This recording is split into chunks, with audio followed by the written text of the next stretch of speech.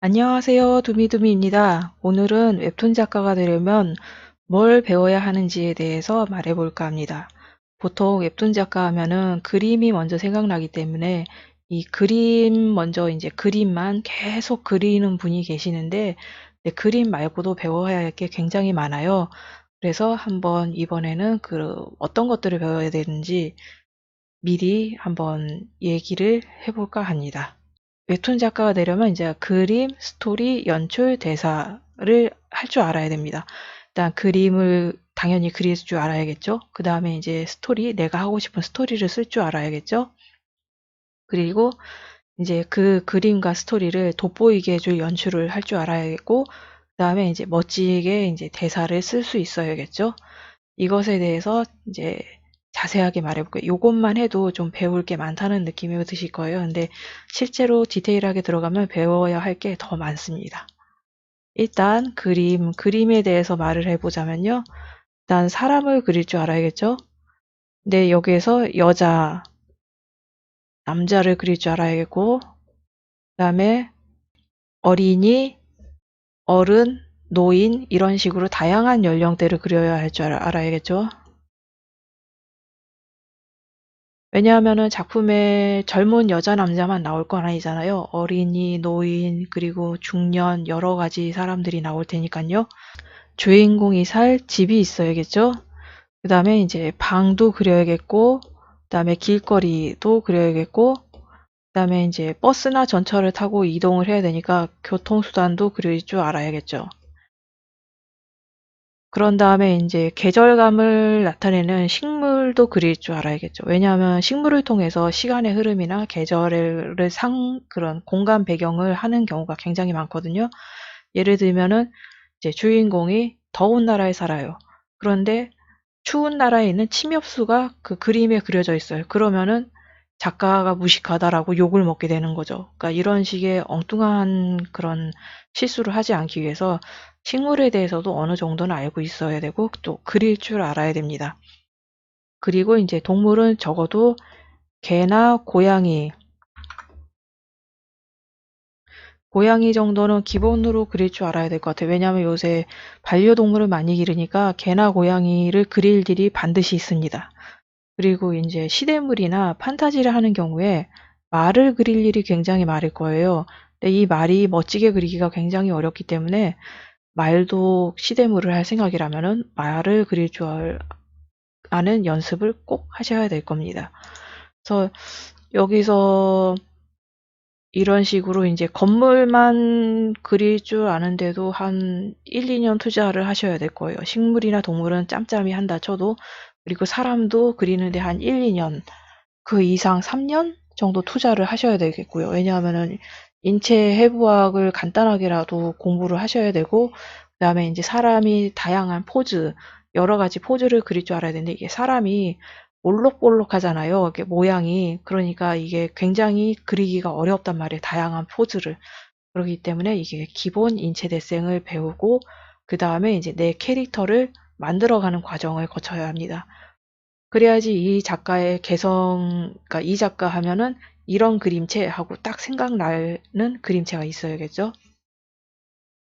저도 지금 그림체를 계속 바꾸고 연구하는 중입니다.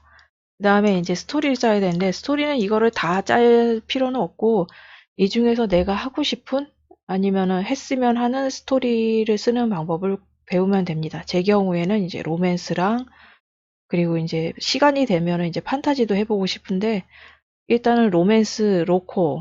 저는 로코 장르를 계속 갈 생각이에요.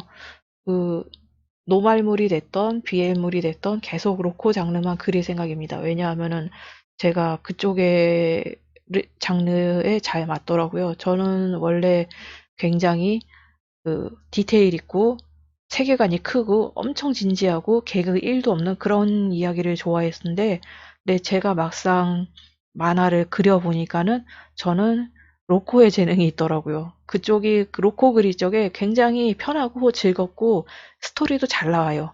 근데 굉장히 진지한 이야기를 그리면은 안 나와요, 스토리가. 그러니까 내가 좋아하는 것과 잘하는 것이 같으면 다행인데 저처럼 다르면은 큰일인 거죠. 자기 길을 찾기까지 좀 시간이 걸려요. 그러니까 만화가 지망생일 때 여러 가지 장르를 그려보고 본인이 어떤 장르를 잘 할 줄 아는지 좀 살펴볼 필요가 있습니다. 그런 다음에 이제 연출. 내가 쓴 스토리와 그림이 잘 보이게, 돋보이게 하는 연출을 할 줄 알아야겠죠? 이게 만화의 연출은 영화에서 따온 거예요. 그렇기 때문에 이제 영화식 연출과 많이 비슷한데, 근데 영화식 연출에서 많이 따왔긴 하지만은 영화는 영상으로 보이잖아요. 근데 만화책은 이게 책으로 보이기 때문에 한동안 만화책에 맞는 출판식 연출이 대세였는데 요새는 스마트폰으로 만화를 보기 때문에 스마트폰에 맞는 세로 스크롤 연출법이 따로 있습니다. 그러니까 같은 만화지만은 출판 만화랑 웹툰이랑 연출법이 달라요. 그래서 이제 만화가와 웹툰 작가라는 그런 호칭이 갈린 것도 그 때문이라고 생각을 해요. 그렇기 때문에 이런 연출법에 대한 연습은 이게 다른 사람의 작품을 많이 보고 일단 영화를 많이 보는 걸 추천드립니다. 그리고 이제 캐릭터의 대사인데 캐릭터의 대사는 이게 만화를 처음 그리시는 분들이 대충 자주 하시는 실수가 저도 했었고 설명이 많아지는 거예요. 근데 요새 웬만한 분들은 영화, 드라마, 만화 뭐 하여튼 뭐가 됐든 어떤 매체로든 스토리가 있는 걸 많이 접하셨기 때문에 설명이 많으면은 굉장히 지루해하고 촌스러워 보여요. 그래서 그 설명은 최소한도로 하고 캐릭터의 개성이 묻어나게 짧고 간결하게 쓰는 거를 추천드립니다. 그리고 이제 여기서 가장 중요한 건 이제 맞춤법인데 만일에 주인공이 천재 소년이라는 설정이에요. 근데 맞춤법이 하나도 안 맞아. 말을 하는 게. 그러면은 이제 캐릭터에 대한 몰입감이 떨어지겠죠? 그런 문제가 있기 때문에 맞춤법은 꼭 맞춰주셔야 합니다. 그렇기 때문에 이제 웹툰 작가가 해야 되는 일은 이제 화가, 그림을 그릴 줄 알아야 되니까 화가의 역할도 있고, 스토리도 쓸 줄 알아야 되니까 소설가의 역할도 있고, 그다음에 적절히 연출도 할 줄 알아야 되기 때문에 영화 감독의 역할도 있고, 그리고 캐릭터를 연기를 시켜야 되기 때문에 연기자의 역할까지 해야 됩니다. 그러니까 네 명분의 일을 해야 되는 거죠. 그렇기 때문에 보통 뭐 웹툰 작가 지망해서 1, 2년 만에 데뷔했다라는 소리가 들리는 분은 보통 이제 그림이나 글에 종사하시던 분이에요. 그렇기 때문에 그림을 이미 다른 장르에서 오랫동안 그려왔는데 웹툰으로 전향해서 1, 2년 만에 이제 준비해서 1, 2년 만에 데뷔를 가는 게 가능한 거죠. 근데 아예 그림을 그린 적이 없는 분이시라면은 이 그림만 익히는데 대충 3년에서 5년 정도 잡으셔야 될 거예요. 생각보다 오래 걸리죠. 그 3년에서 5년 동안 이제 기본을 배우고 그다음에 나한테 맞는 장르를 찾고 그리고 내가 잘할 수 있는 장르가 무엇인지를 찾은 다음에 이제 스토리를 만드는 연습을 하셔야죠. 이게 타고나기 센스가 좋은 분은 이 길을 금방 찾는데 네, 그렇지 않은 분들이 거의 대부분이잖아요. 저처럼. 그래서 시간이 좀 생각보다 오래 걸릴 겁니다.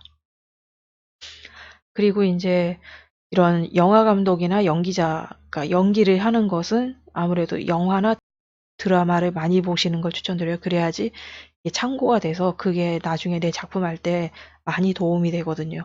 다른 사람의 작품을 보면은 어, 이거는 이런 식으로도 연출을 할 수가 있었네. 야, 이런 소재를 이렇게 표현을 할 수도 있네 하고 깨달을 때가 있어요. 그리고 이게 좋은 작품을 봤을 때는 이런 플러스적인 요소가 있는데 이게 흥행에 실패했다거나 아니면은 좀 내 취향에 안 맞거나 그런 전 세계적으로 망작 소리를 듣는 작품을 볼 경우에는 이게 왜 망했는지, 이게 왜 내 취향에 안 맞는지, 이거를 나라면 어떻게 고칠 것인지 그런 것을 생각해 보는 것도 굉장히 공부에 도움이 됩니다. 그래서 일단 웹툰 작가를 지망하려면 배워야 될 거에 대해서 얘기를 해봤는데요. 근데 이거를 다 배우려면 시간이 아주 오래 걸려요. 그러니까는 일단 그림이 되는 분은 그림을 먼저 파고 스토리가 되는 분은 스토리를 일단 파세요. 그래서 그림 작가로 데뷔를 하고 그래서 그림 작가로 일을 하면서 스토리 공부를 짬짬이 하셔서 그림을 나중에 다 할 수 있게 그런 식으로 연습을 하시고 스토리 작가는 이제 스토리 작가로 먼저 데뷔를 하셔서 그림 연습을 이제 꾸준히 하시면서 그림 다 할 수 있게 준비하는 게 훨씬 빠릅니다. 처음부터 그림 내가 모든 걸 다 해야지 이런 식으로 준비를 하면은 생각보다 시간이 너무 오래 걸릴 거예요. 그렇기 때문에 좀 본인이 잘하는 거를 더 잘하게 연습하는 게 저는 효율이 좋다고 생각하거든요.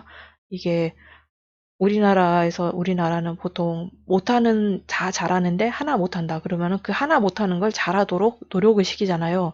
근데 저는 다 못해도 하나 잘하는 거 있으면은 그 하나 잘하는 걸 계속 키워나가는 게 훨씬 더 이득이라고 생각을 해요. 여러 가지를 다방면으로 얕게 잘하는 것보다 하나를 깊게 잘하는 게 더 좋다고 생각을 하거든요.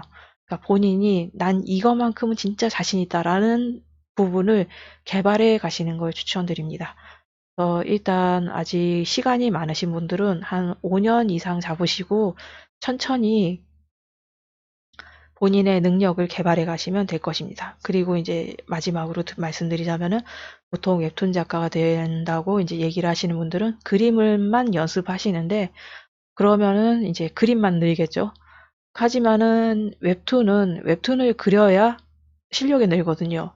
이게 그림 일러스트 한 장 그리는 거랑 웹툰 한 편 그리는 거랑 전혀 차원이 다른 문제가 있어요. 그렇기 때문에 웹툰은 작가가 되고 싶으신 분은 꼭 웹툰을 습작을 한 3작품 이상 한번 만들어 보세요. 그래야지 내가 잘하는 건 이거구나. 내가 앞으로 데뷔하려면은 몇 개의 습작을 더 해야 되는구나. 그런 게 느껴지실 거예요.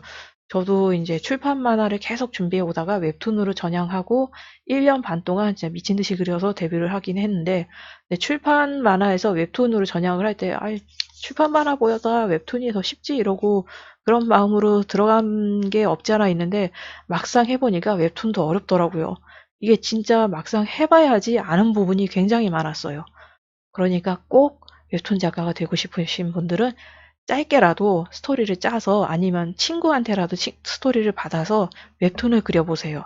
그러면은 본인이 뭐가 부족한지, 어떤 걸 잘하는지, 어떤 부분을 키워나가야 하는지 그런 게 감이 오실 겁니다. 그럼 오늘도 말이 길어졌는데요.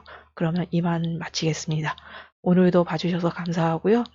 도움이 되었다면 구독과 좋아요 부탁드립니다. 그럼 다음 시간에 또 만나 뵀으면 좋겠습니다. 감사합니다.